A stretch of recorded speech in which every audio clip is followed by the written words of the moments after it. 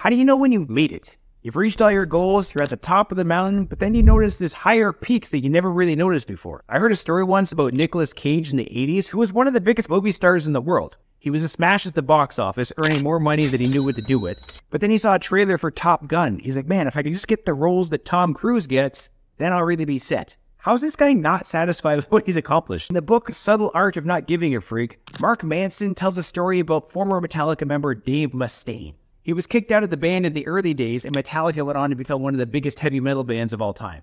Dave started his own band called Megadeth, 38 million albums sold, and a Grammy Award, which is basically a dream come true for anyone who's ever picked up a guitar. But Dave didn't see it that way because Metallica had sold 125 million records. He spent the better part of 30 years unsatisfied with his career because he was comparing it to someone else's, which is dumb because think about it. You could be a multi-millionaire, but compared to Elon Musk's billions, you're pretty much a peasant. In The Warrior Ethos by Stephen Pressfield, he tells a story about Alexander the Great pushing his way through city streets. And Alexander's assistant says, "Beat it, Yogi. This man has conquered the world. What have you accomplished?" Yogi looks up and he says, "I've conquered the need to conquer the world." You're like, how do I become a warrior?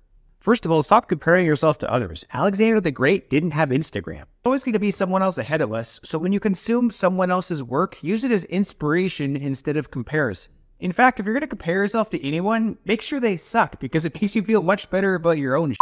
Tony Robbins says, achieving goals does not equal happiness. Progress equals happiness. So instead of comparing yourself to others, compare yourself to who you were yesterday. Unless you're Nicolas Cage, then your best work was probably in the 90s.